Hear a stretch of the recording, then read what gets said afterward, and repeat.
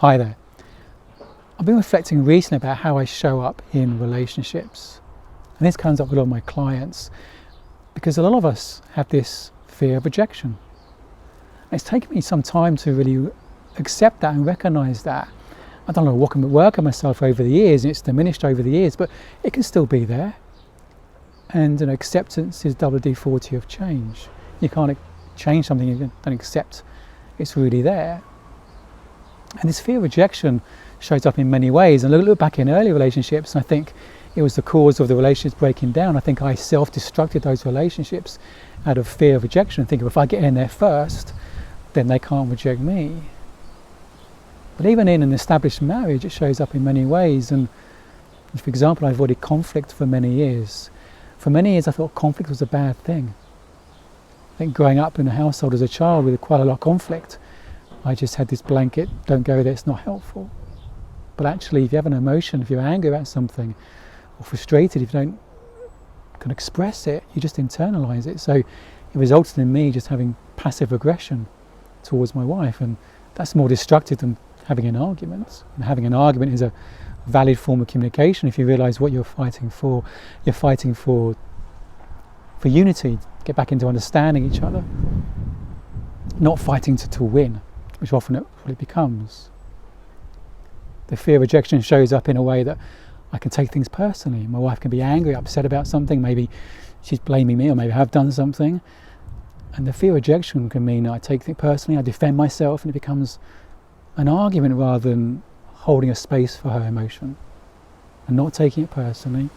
Knowing that nothing makes us feel anything. She's having a bad day, she's caught into a story, and just hold that space with love and compassion, rather than protection and defending myself. Another way it can show up is not being vulnerable, not sharing myself, not being real. Again, there's an emotional distance or barrier, protection mechanism that's very subtle, but women can very much pick up on it. Women read men's energy more than their words. And I've shared it before, a time when I gave a gift and I was a bit disappointed in my wife's response to it.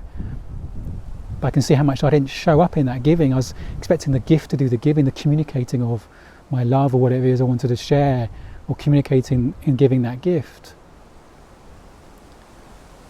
rather than me communicating in my words and being vulnerable, being real. So this fear of rejection can show up in all sorts of ways, very subtly but profoundly. Another way is it stops me leading. I'm scared of upsetting my wife, scared of really saying what I think and leading us in a way that I want to lead. And the feminine often is crying out for the masculine to lead. We both have masculine and feminine within us, but I don't let my masculine lead in a way that my wife would like, because sometimes she might get scared or upset or feel unsure about the change. Even just practically, changing how we do our finances recently, I had a very clear vision about what I thought we could do and that would serve us. But she was a bit scared of that, scared of change maybe, and scared of not being in control. But I held firm and said, no, this is the right thing for us to do. And we helped her through it and get to the other side. She's so thankful. And that's often the feminine kind of almost rejects change in some way, sometimes fights the kind of masculine leadership, but actually when the man holds a place of love and honouring their partner and leads them in that way, the feminine can relax into that change and relax into the relationship more. But my fear of rejection meant the moment she got uneasy about it, I backed off. And I wouldn't be lead in the way that really serves her and serves us. So for me, fear of rejection can be very subtle but very profound. To say that women, the feminine, picks up an emotion more than the words and actions. As a man, you can say anything, you can do anything, but actually if the emotion's not there, if it's not authentic, if it's not real, if you're holding back in some way, the feminine can pick up on it. But you read the emotion more than the words or actions. So fear of rejection is a fear like any other fear. Often comes from childhood. It's a story we tell ourselves. I'm projecting my childhood experiences into our relationship. And the more we understand the true source of fear, the true source of emotion, we don't have to be scared of it. I can love that part of me. Might be a scared little boy in your mind, but if we reject it or get frustrated with that part of us, it just gets stronger. It just gets stronger. It's about loving it and accepting it and working with it, letting it know it's okay. And the more we understand the true nature of feelings, that they are thoughts, they are stories, they're not actually about our current situation. My fear of rejection doesn't know anything about my relationship. It's stories, imagination, it's the misused imagination. And it's really toxic, and it's going to happen, and that's okay. It's going to happen. But when it happens, then we can just relax into it, knowing it's happening, but not respond from that place. I can never get caught into my fear. I can say to my wife, just caught into a fear right now, caught into a low mood, whatever I'll call it, whatever's going on, my state of mind. I can let her know it's nothing to do with her. It's nothing to do with her. It'll pass.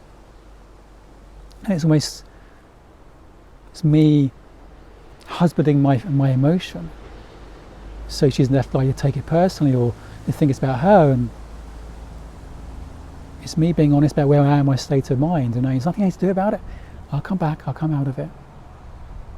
Because our mind's a self-correcting system. We stop feeding the fear by believing it, by acting through it, or even resenting it or fighting it.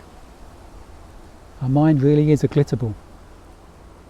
So I wanted to share these thoughts about fear of rejection because it is so common. A lot of my clients have that.